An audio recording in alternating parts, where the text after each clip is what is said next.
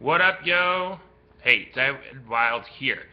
I'm here today to talk about some serious stuff. No, I'm just kidding. Today we're going to actually talk about something that's just totally about being yourself and actually revealing things because, some of us are really afraid to live our true, authentic selves, and I think that, Oprah inspired me that it's actually better to actually put out there a little bit of yourself with the hope that what you talk about might help someone else. Okay, today I want to talk about two things. One, mental illness, crazy, and sex. La la la. Sex in a different way. We're going to talk about sex like how many people you've had sex with. Oh my god. And the third part of sex is making sure people realize most people have had an STD and everyone denies it. I love this, especially the gay community. It is so funny how many of them say, oh, I'm STD negative and everything, and more than half are lying or they don't even know. Okay, back up. We're going to talk first about mental illness, the crazy stuff that goes up in your mind. I myself am a proud bipolar person. Bipolar meaning manic depressive, or bipolar 2 is what I would identify myself as. Bipolar is a mental illness, is a organically based, genetically influenced mental disease of the mind where we clearly have been dealing with trying to identify these mental illnesses for the past 100 years. 100 years ago, they put them in psychiatric institutes and just electrify them because it was easier to kind of just shut them down mentally than to try to be able to help those people flourish. Now, I have been bipolar since I was first diagnosed when I was about 21-ish, 21. And it was because I had begun to demonstrate a lot of the manic characteristics of bipolar disorder. Hypersexuality, manic moods, showing a lot of sleep disturbances, just really all over the place. But what people don't know about manic depressive bipolar disorder is that it's got both positive and negatives. It's like one of the few mental illnesses that you can actually say there's a positive aspect to it.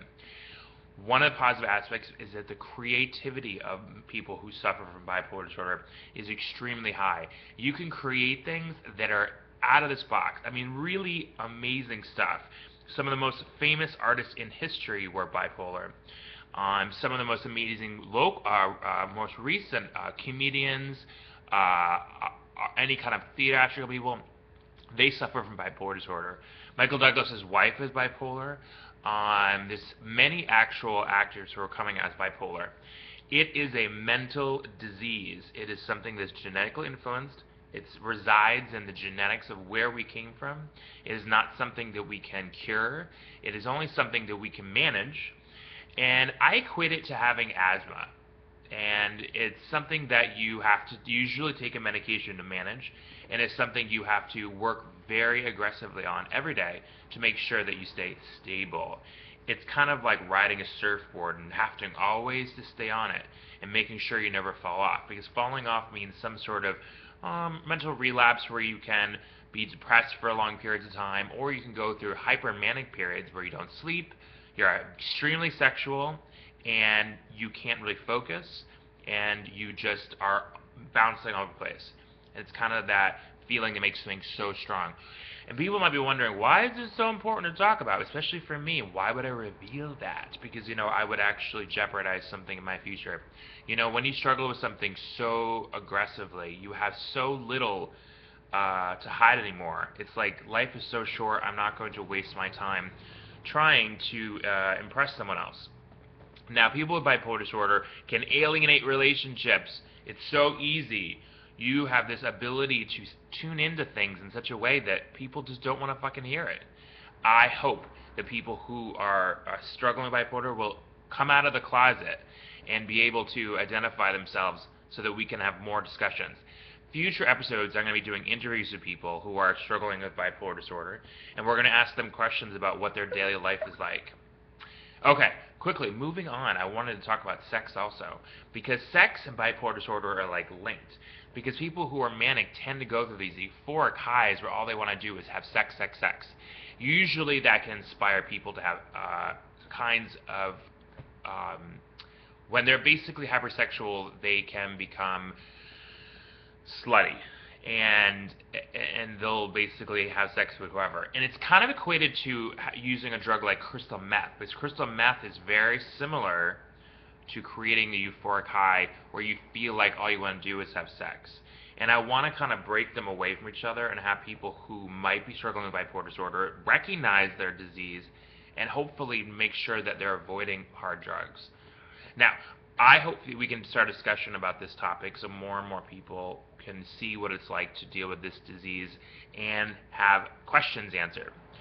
People who are bipolar get called crazy every day, and it's really insulting and it's really defeating for them to feel like no one cares. I really hope that we can show love and support, and we can actually find out the benefits of this. Because I have to tell you, there are a lot of benefits, and you can do extraordinary things. For example, a lot of us are really aggressively, almost OCD about cleaning. When I get into my mode, I can't stop. It's really funny. I'm going to talk about in the next episode how relationships are screwed up by bipolar disorder, and what it can do to your future and how it really affects your ability to feel confident about yourself. So if you have questions, please write them down, put them in the wall below, send any thoughts, feelings, responses, and I want to discuss more. Okay? Talk to you later.